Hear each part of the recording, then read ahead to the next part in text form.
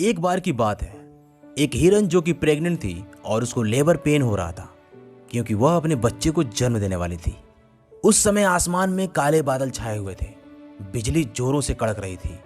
ऐसा लग रहा था कि मानो बारिश अब होने वाली ही हो। और अचानक से बिजली गिरी और जंगल में आग लग गई, जिसके वजह से हिरन को अपना घर छोड़ करके वहां से भागना पड़ा।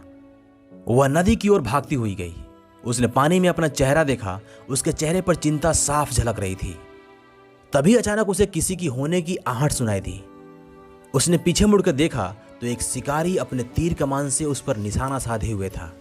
हिरन अपनी जान बचाने के लिए दूसरी तरफ भागने की कोशिश की, लेकिन उसकी नजर झाड़ी में छिपे हुए एक शेर पर पड़ी जो उसके ऊपर हमला करने वाला ही था।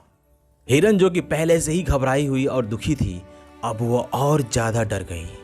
और डरे भी क्यों ना, एक तरफ आग, दूसरी तरफ निशाना साधे हुए शिकारी, तीसरी तरफ शेर और चौथे तरफ गहरी नदी जो कि मगरमच्छों से भरी हुई थी। हर तरफ से मौत उसके सामने खड़ी थी। उसका मरना लगभग तय था। तब हिरन ने सोचा कि जब मरना ही है तो थोड़ा लड़ करके शान से मरा जाए। फिर उसने अपने आप को रिलैक्स किया, एक लंबी सांस ली और ईश्वर से बोली कि मेरे साथ जो कुछ भी होगा अच्छा होगा। और फिर वह बिना डरे पानी पीने लगी। अब शिकारी अपने तीर को छोड़ने वाला ही था कि खूब जोर से बिजली कड़की और शिकारी का निशाना चूक गया। वह तीर जाकर के सीधा झाड़ी में छिपे हुए शेर को लगा, जिसके वजह से शेर घायल हो गया। शेर गुस्से में शिकारी को मारने के लिए दौड़ा। अब शिकारी अपनी जान बचा करके भागने लगा और शेर उसका पीछा करने लगा। जब हिरन पानी पीकर पीछे मुड़ी तो उसने देखा ना तो वहां पे शेर है और ना ही शिकारी। इस मौके का फायदा उठा करके हिरन वहां से भाग निकली। तभी एक जोरदार बारिश हुई और जंगल की आग बुझ गई। वह हिरन एक सुरक्षित स्थान पर गई और उसने अपने 3 बच्चों को जन्म दिया।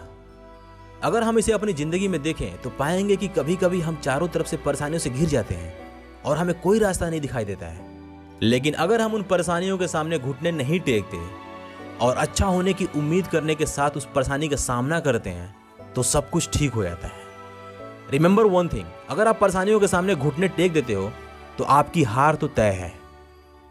आपके साथ अच्छा सिर्फ तभी होगा जब आप अच्छे की उम्मीद करो और उस परेशानी को फेस करो।